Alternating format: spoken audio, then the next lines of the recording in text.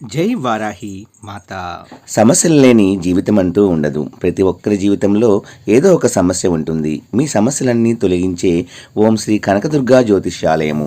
విద్య, ఉద్యోగం, ఆర్థిక, కుటుంబ సమస్యలు, ప్రేమ, పెళ్లి సమస్యలు, వ్యాపార సమస్యలు, ఇలా ఏ సమస్యకైనా పరిష్కారం చెప్పబడును. అలాగే స్త్రీ పురుష వశీకరణము ప్రత్యేకంగా చేయబడును.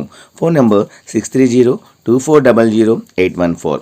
మరియు ఏ ఇతర సమస్యలకైనా సరే శక్తి పూజలు చేసి పరిష్కారము అనేది చూపబడును. యంత్రాలు కూడా ఇవ్వబడును. మీరు ఎక్కడెక్కడో జ్యోతిష్యం చెప్పించుకొని నిరాశ చెంది ఉన్నారా? అయితే ఒక్కసారి ఈ గురువు గారికి కాల్ చేయండి. Phone number 6302400814. జై వారాహి మాత. Welcome to my channel. ఈరోజు అమ్మవారి సందేశము. బిడ్డ, ఈ సందేశం విని హాయిగా నిద్రించు. ఉదయానికి నీ చెవిన ఒక మంచి శుభవార్త వేస్తాను అని అమ్మవారైతే అంటున్నారండి. బిడ్డ, హాయిగా నిద్రించే సమయం అమ్మా ఇది. ప్రశాంతంగా ఈ అమ్మ మాటలు ఆలకించి రేపటి రోజున ఒక మంచి శుభవార్తనాన్ని చెవిన వేసుకో. ఇలా ఆలస్యం చేయకుండా మీ అమ్మ ఏం చెప్పబోతుందో అర్థం చేసుకొని తప్పకుండా తెలుసుకొని ఈ విధంగా చెప్పారు ఎందుకు వారాహి అమ్మవారు అని అర్థం చేసుకొని నిన్ను నువ్వు మార్చుకునే ప్రయత్నం చేస్తావని ఈ అమ్మ నిన్ను వేడుకుంటుంది. ఎవరైతే మన ఛానల్ని కొత్తగా చూస్తున్నారో please like, share and subscribe and support my channel. Video నచ్చితే ఒక చిన్న లైక్ ఇచ్చి సపోర్ట్ చేయండి. అలాగే 10 మంది మిత్రులకు కూడా షేర్ చేయండి. ఇక అమ్మవారి సందేశం, అమ్మవారు ఏం చెప్తున్నారో అదేమిటో అమ్మని వేడుకోవడం నువ్వు నన్ను అని ఆశ్చర్యపోతున్నావు కదా? నిజమే, నేను నిన్ను వేడుకుంటున్నాను. ఈ మధ్య నువ్వు చేస్తున్న పనిలో చాలా మార్పు వచ్చింది. మొదటి నుంచి నీ యొక్క ప్రవర్తన, అలాగే నువ్వు ఉండే తీరు చాలా అందరినీ కూడా ఆకర్షింపచేసేలాగా ఉంటుంది. ఆదర్శంగా, ఉన్నతంగా, గౌరవాన్ని పొందే విధంగా నీ ప్రవర్తన ఉండేది. కానీ ఇప్పటి రోజుల్లో నీ మనసు, నీవు పూర్తిగా మారిపోయావు. ప్రతి ఒక్కరిని కూడా లెక్క చేయకుండా ప్రవర్తిస్తున్నావు. అందులో కూడా తలపొగరుతో సమాధానం ఇస్తున్నావు. అది కుటుంబం వ్యక్తులతో కావచ్చు, బయట వాళ్ళతో కావచ్చు, చాలా అగౌరవంగా ప్రవర్తిస్తున్నావు. ఈ ఒక్క పద్ధతి నీలో నాకు అసలు నచ్చటం లేదు. కాబట్టి ఈ అమ్మ కోసమైనా నీ ప్రవర్తన తీరును మార్చుకుంటావు అని కూడా అనుకుంటున్నాను. చాలా రోజులుగా ఓపిక పట్టి మరీ చూస్తున్నాను. నీకు ఏదో ఒకరి ద్వారా తెలియపరచడం, లేదంటే నీ అంతటి నీవు తెలుసుకుంటావు అని చాలా ప్రయత్నించాను. కానీ నువ్వు మాత్రం ఎట్టి పరిస్థితుల్లో కూడా నీలో మార్పుని తెచ్చుకోకుండా అందరితో అసభ్యకరంగా ప్రవర్తిస్తున్నావు. ప్రతి ఒక్కరిని కూడా అగౌరవంగా పలకరిస్తున్నావు. ఇది అమ్మ భక్తులకు అసలు తగదు. కాబట్టి పూర్తిగా నీ ప్రవర్తన మార్చుకో. మొదటి నుండి నీ ప్రవర్తన ఏ విధంగా ఉండేదో, నీ వారి పట్ల ఏ విధంగా సౌహృదయంతో ప్రవర్తించావో ఒక్కసారి గుర్తు చేసుకో.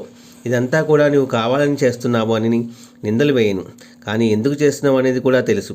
అదేమిటి అంటే, ఈ మధ్యకాలంలో నువ్వు అతి మంచితనం వల్ల కొన్ని వస్తువులను కావచ్చు, కొంత ధనాన్ని కావచ్చు పూర్తిగా కోల్పోయావు. అలా కోల్పోవడం వల్ల నువ్వు ఎలా ప్రవర్తిస్తున్నావో, అలాగే ఏం చేస్తున్నావో విషయాలను పూర్తిగా మర్చిపోయి అసలు ఎవరితో కూడా ఎక్కువసేపు కానీ కాలక్షేపంగా కూడా ఇష్టపడకుండా ఉన్నావు.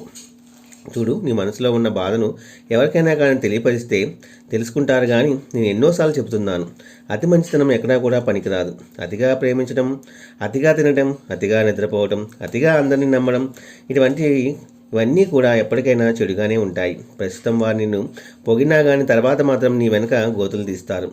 ఎవరైతే నీ సహాయార్థం పొంది నిన్ను ఎక్కువగా నిలబెట్టిన వారు ఉన్నారో, మళ్ళీ నీ అవసరం తీరిపోయాక అసలు నిన్ను పట్టించుకోకుండా ఎక్కడ నిన్ను నిలబెట్టాలో అక్కడే నిన్ను కూర్చోబెడతారు. కాబట్టి వారి కోసం నీకున్న దాంట్లో ఆలోచించకుండా అసలు బిడ్డల కోసం, కుటుంబం కోసం కూడా ఆలోచించు.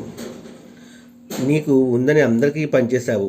అది వస్తువా, ధనమా, ఏదైనా కానీ ఈరోజు నీకంటూ ఏదీ లేకపోవడం వల్ల నీ మనసంతా కూడా పూర్తిగా మారిపోయింది. తర్వాత నీ ప్రవర్తన కూడా పూర్తిగా మారిపోయింది. చూడు, మొదటి నుండి కూడా నేను చెప్పినట్లుగా నడుచుకుంటే ఇప్పుడు నీకు ఈ సమస్యలు వచ్చేవి కావు కదా. చూడు, ఈ రోజున నీ కుటుంబ సభ్యుల కోసం కనీసం వారి అవసరాలు తీర్చడానికి నీ చేతిలో ధనం లేదు. నువ్వు ఎంత ఇబ్బంది పడుతున్నా కానీ ఎవరికైతే సహాయం చేస్తావో, నా అనుకుని అకౌంట్ చేర్చుకున్నావో వారందరూ ఇప్పుడు నీ నుండి దూరం అవుతున్నారు. అది కూడా ఎందుకో నీకు బాగా అర్థమైందనుకుంటాను. నువ్వు సహాయం చేసిన వారే కనీసం నేను పలకరించడానికి కూడా నోచుకోవడం లేదు. ఇలాంటి వారికా నేను సహాయం చేసింది? ఇలాంటి వారికా నా కుటుంబం వారిని వదులుకొని వీరి కోసం నేను ఇంత ధనాన్ని ఖర్చు చేసింది అని ఇప్పుడు బాధపడి ఏం లాభం చెప్పు? సరే పోనీ, ఇప్పటికైనా నిజం తెలుసుకున్నావు కదా. పోనీ నీకున్న కోపాన్ని, గర్వాన్ని పూర్తిగా పక్కన పెట్టి నీ పని పట్ల నువ్వు శ్రద్ధ వహించు. తిరిగి మరలా నువ్వు ఏ పని అయితే చేయాలి అనుకుంటున్నావో నీకు నచ్చిన పనిని ఎంచుకొని మొదలుపెట్టు. మరో విజయం ఎందుకు సాధించకూడదు? నేను కూడా చూస్తాను. అందులో మంచి శుభవార్తను వినే విధంగా, అందులో ఇంత ముందున్న ఎక్కువ లాభాలు పొందే విధంగా నా అనుగ్రహం నీకు తోడవుతుంది. మరి అంతకన్నా నీకు ఏమి కావాలి చెప్పు? ఎవరో నిన్ను పట్టించుకోవటం లేదని బాధపడకు. అలాగే ఎవరో సహాయం చేయలేదని దిగులు చెందకు. నీకు కావాల్సిన ప్రతి ఒక్కటి నేను సమకూరుస్తాను. ఇకనైనా నీలో ఉన్న గర్వాన్ని, కోపాన్ని పక్కన పెట్టి కుటుంబ సభ్యులను నమ్మి ఇక నుండి అయినా జాగ్రత్త వహించు. అలాగే అతి మంచితనంతో ఏ పని కూడా చేయవద్దు. ఇకనైనా సంతోషంగా నీ కుటుంబంతో కలిసి ఏ నిర్ణయం తీసుకోవాలన్నా ఇంట్లో వాళ్ళతో చర్చించి తర్వాత నిర్ణయం తీసుకో. వారికి తెలియకుండా ఏ పని చేయకు. నువ్వు మంచి కోరుకున్నదే నీ మంచి కోరుకునే వాళ్ళు మాత్రమే అనే విషయము నువ్వు గుర్తుంచుకొని ప్రతి పని కూడా సవ్యంగా చెయ్యి. మొత్తము నార్మల్గా ఉండి ప్రతి ఒక్కరికి నీకు చేతనయ్యే సహాయము అనేది మాటల ద్వారా అయినా సరే చెయ్యి. అలా అని అతి మంచితనానికి పోయి నమ్మిన వారికి మనం మోసం చేయకూడదు అని అమ్మవారి గారు చెప్తున్నారండి. మీకంతా కూడా మంచే జరుగుతుంది అని, మంచి శుభవార్త వింటామని కూడా ఈరోజు అమ్మవారు చెప్పారు. ఈ వీడియో మీ అందరికీ నచ్చింది అనుకుంటున్నాను ఫ్రెండ్స్. సర్వేజన సుఖినో భవంతు.